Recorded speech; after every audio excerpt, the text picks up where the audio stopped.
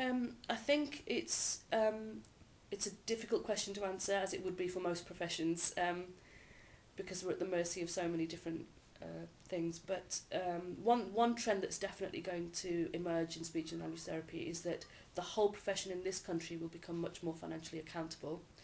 At the moment, it's generally not, and what's very poorly done at the moment, as broadly speaking in speech language therapy, is a measurement of outcomes. An old-fashioned speech and language therapist might say that measuring outcomes and evaluating outcomes is a very prescriptive thing to do, and there are arguments around that. But the fact is that in the future, unless we can prove that what we do is effective and is goal-oriented, it's going to be very difficult to get a decent funding. So I think all speech and language therapy will go that way, of having to think more about outcomes with a view to being more financially accountable.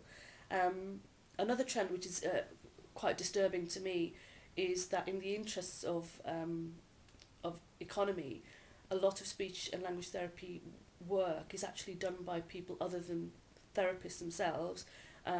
So we often seem to be involved in training others, such as classroom assistants and carers in homes and so on, to do certain things, which is fine in itself. The problem it raises is for the experience of newly qualified therapists like myself, who quite possibly in the future will lack that face-to-face experience with clients that builds up your expertise and your knowledge. On a hopeful note, I think if my own personal feeling about speech and language therapy is that it's part of this phenomenon whereby communication is really central to both the individual and society, but as a society we haven't fully grasped that.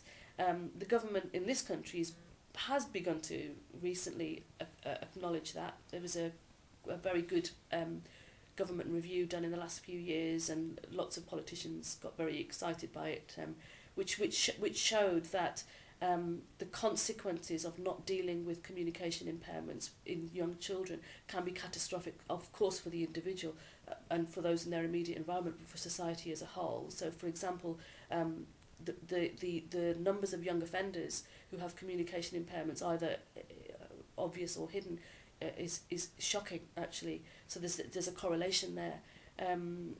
But I think we as a whole, as a society, don't realise how important it is that we nurture children with a communication impairment, and that when adults, through some trauma, lose their or have an impairment to their communication, that they are helped just through a basic right to communicate again and to function again. That's just for their own well-being. So it's my hope that at some point we'll come to that realisation as a society, and we will invest more in helping people with communication impairments of whatever kind.